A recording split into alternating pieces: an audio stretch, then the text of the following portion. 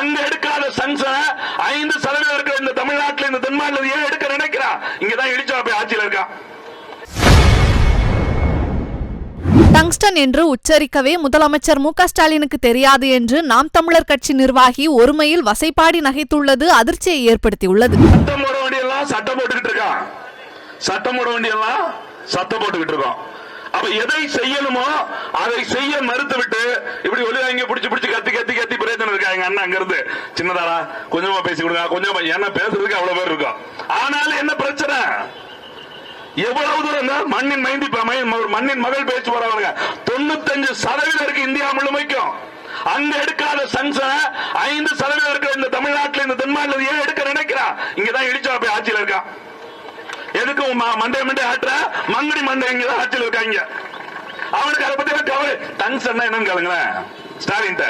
முதல் டங்ஸ்டன் சொல்லிடுவாரா? என்ன சட்டத்தில் சிரிச்ச மாதிரி வச்சிருக்காங்க. எதுக்கு நான் சொல்றேன்னா, அவர் தீர்மானம் போட்டு சொல்லிருக்காரு பாருங்க, நான் முதலமைச்சரா இருக்க வரைக்கும் துணை முதலமைச்சரா இருக்கும் போதே என்னென்ன வேலை பார்த்தேன் எங்களுக்கு தெரியாதா? கையெழுத்து போட்டு விட்டு தெரியாம போட்டு விட்டு மன்னிச்சு விட்டு, நம்ம ஆளுகிற மாதிரி மன்னிப்பு கொடுக்கிற பரமாத்மா யாரும் கிடையாதா சாமி? கர்த்தாவே அவ்வளவு மன்னிப்பு கொடுத்தாரா இல்லையா? கேட்ட உடனே மறுபடியும் ஓட்டு போட்டு அவரே முதலமைச்சர் ஆயிட்டாங்க.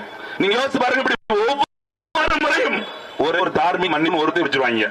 ஆனா செஞ்ச தப்ப ஒருபோதும் சரி பண்ண முடியாது. சரி பண்றதுக்கு ஒரு வாய்ப்பு தான் இருக்கு, அவங்களை அழிச்சுட்டாதான் முடியும். அதனால நாங்க என்ன தேர்தல் பிரச்சாரம் மாதிரி சொல்ல நினைக்காதீங்க. ஒவ்வொருவரையும் நாங்கள் குறைகள் தான் கேட்டு வர்ற மக்களுக்கு குறைகள் தான். நாம் தமிழர் கட்சி இந்த மக்களுக்குமாக தொடர்ச்சியாக ஏன் போராடுகிற இடத்தை மட்டுமே இருக்குது.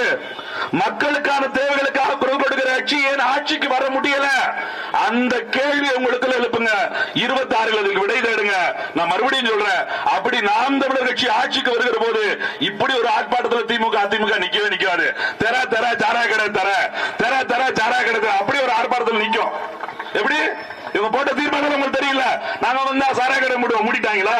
இதுல வேற சொல்றாரு, இரும்பு கரம் கொண்டு அடக்க வேண்டிய நம்ம சொல்றாரு. எல்லாரும் உறுதிமொழி எடுத்துக்கங்க. செய்திகளை உள்ளது உள்ளபடி தெரிந்து கொள்ள ரெஃப்ளெக்ட் நியூஸை சப்ஸ்கிரைப் பண்ணுங்க.